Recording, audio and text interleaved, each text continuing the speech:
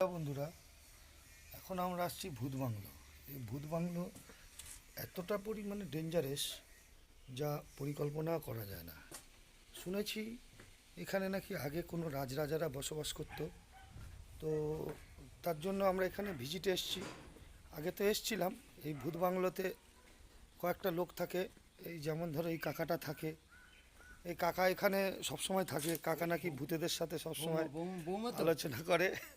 আমা না, মা নেই। তাহলে তো ভিডিও করছি এখন আমি লাইভ, ফেসবুকে ছেড়ে দেবো তোমাদের নামে। এই ভূত বাংলোতে আজকের এই বিশাল বড় প্রোগ্রাম আছে ভূতেদের সাথে।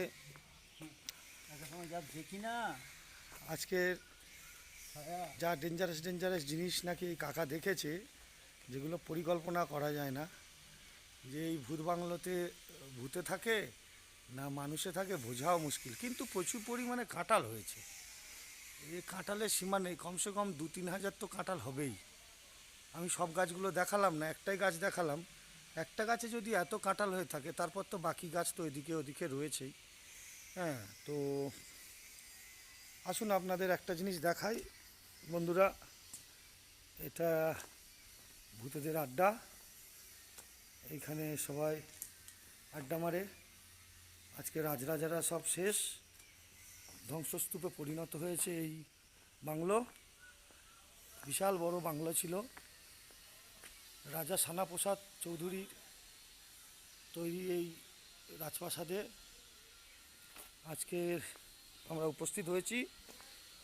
কিছু কিছু ছেলেরা এখানে এসছে যারা ভূতের সন্ধানে। তো সন্ধে হতে চলেছে, আর কিছুক্ষণের মধ্যে সন্ধে হয়ে যাবে।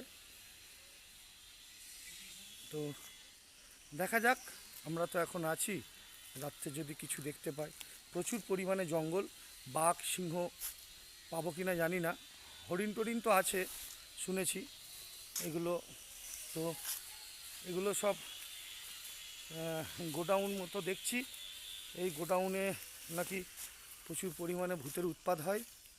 এর মধ্যে তো বাঘ থাকবে না। তো এই যে কিছু কিছু লোককে আমি পেয়েছি দেখতে, যতদূর সম্ভব মনে হচ্ছে এরাও জঙ্গল পরিষ্কার করার এতে এসছে। না না না না না না, এরা কি করছো তোমরা? এরা তো চুরি করতে এসছে দেখছি। এগুলো তো ঠিক নয়।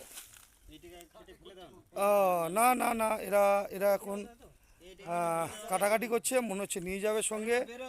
হাতির দাঁত কাটছে এরা, হাতির দাঁত কেটে এরা স্মাগলিং করার চিন্তাভাবনা করছে।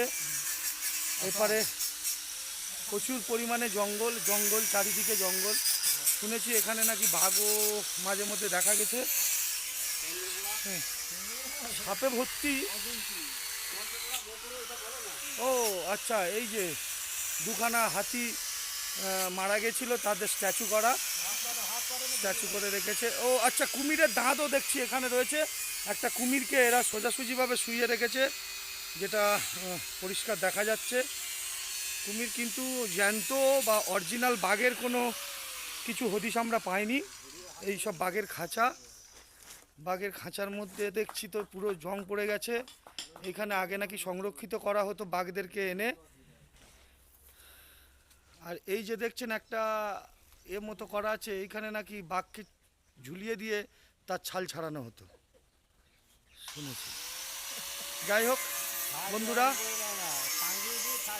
আপনারা যদি এখানে আসতে চান আমাকে কমেন্ট করে জানাবেন।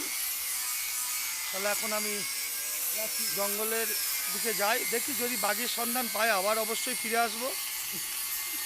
Bye bye.